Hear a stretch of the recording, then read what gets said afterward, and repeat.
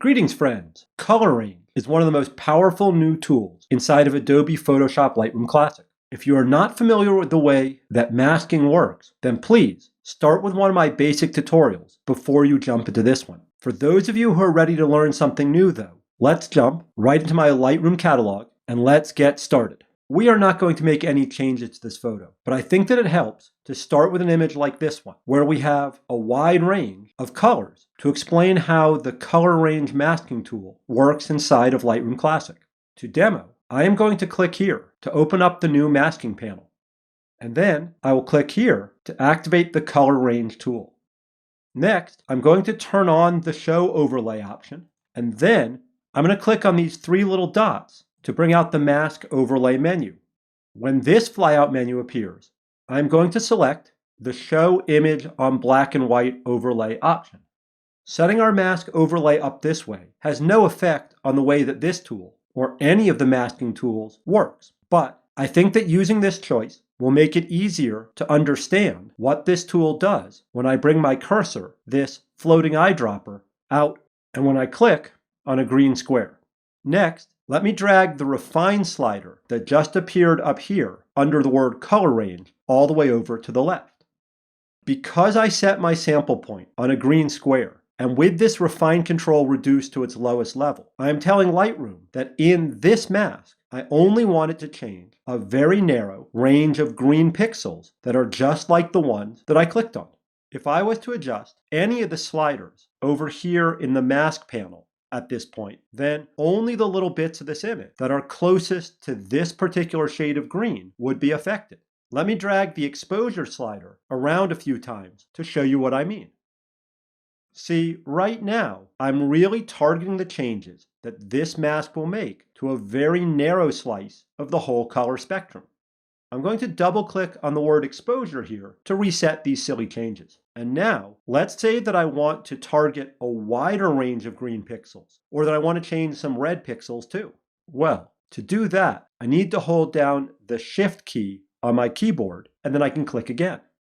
Each time that I use a Shift click, I can lay down another one of these sample points. You can use up to 5 points at a time, and each one tells Lightroom to add more colors into your selection. If you decide that you want to remove one of your sample points, then use an Alt click, that's the Alt Option key on a Mac, to delete one of these eyedropper marks from your sample. Dropping multiple sample points on the image with the Shift click trick is pretty precise, but there is an alternative that I find handy when I want to target a broader range of colors. This time, I'm going to hold down the Shift key with one hand, but instead of clicking, I'm going to hold down the right button on my mouse and drag out a little rectangle. This Shift plus drag method is the one that I use most of the time when I'm working on a real image. So far, everything that we have done has been targeted to a very narrow portion of the green spectrum. If I bring the refine slider up, then I'm telling Lightroom that I want it to expand my color selection so that it includes other colors that are made with a mix of green plus something else. When I bring the refine slider up to about here, you can see that the colors that are now selected extend over into the yellow and the cyan parts of this image. Let me turn my overlay off for a second, and I'll show you a photographer's color wheel. If you're familiar with a photographer's color wheel, then this expansion into the cyan and yellow parts of the spectrum should make sense. When you move the refine slider to the right, you are telling Lightroom that you want your selection to expand out to colors that are in the same neighborhood as the one you originally selected with the color sampler tool. Again, if I were to make some change at this point, like with the exposure slider, then you can see how this mask would affect all of these colors, but it would not have any impact on my reds or purples because they are so far away on the color wheel. Well, hopefully, this deep dive into the mechanics beneath this tool has been helpful. Now, let's put this powerful feature to work on a couple of real images. Completely changing the color of some object in our photograph is one of the most popular uses for tools like the new color range masking feature in Lightroom Classic. In this photo, for example, let's say that I want to change the color of that blue flower into something totally different. In older versions of Lightroom, this would have been quite challenging. But now, thanks to the Color Range tool, this is pretty easy. To select that flower, I'm going to click here to open up the masking panel. Next, I'm going to activate the Color Range tool to make my selection. Now, I could just bring this eyedropper out over the little flower and click, but since the flower encompasses a variety of shades of blue, then using a trick like the shift click to add multiple little sample points might give me a better selection. Adding up to 5 sample points here might help, but when working with a subject like this one, I prefer to use the shift plus click and drag selection method to create a little square that covers all of the major colors inside of this flower. Let me turn the overlay on so you can see what we've actually picked out here.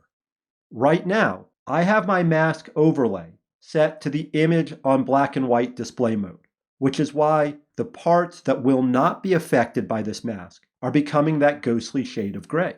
As I pull the refine slider to the left, I'm further reducing the range of colors that this selection will alter. This might make a little more sense if I switch my overlay mode back to the standard color overlay option.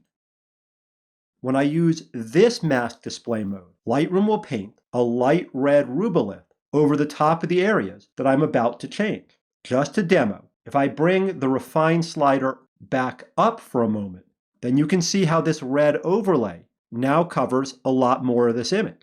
And of course, this means that a lot of other colors would now be included in this selection. Anyway, for this demo, I want a narrow selection, something that will only affect the colors in this flower. So I'm going to drop that refine slider all the way down again. Now that my mask is as tight as I can make it, I'm going to drag the local hue slider around until I find a new color that I like for these petals. Turning this flower purple, technically magenta, will give this photo maximum color contrast, since purple is the opposite of green in our additive light color model. If needed, I could add additional changes using any or all of these other sliders to make my new flower color even more eye-catching. That looks good. Let me close the masking panel. And now I'm going to press the letter Y on my keyboard to show you a side-by-side before and after comparison. This looks great to me, and creating the mask that we needed here was fast and easy, and thanks to the Color Range tool, improvements like these no longer require lots of tedious work in Lightroom or time-consuming trips over to Adobe Photoshop. I hope that you found this video helpful. If you learned something today, then please hit the subscribe button and leave us a like or a comment down below. Thanks for watching, and I'll see you in our next tutorial.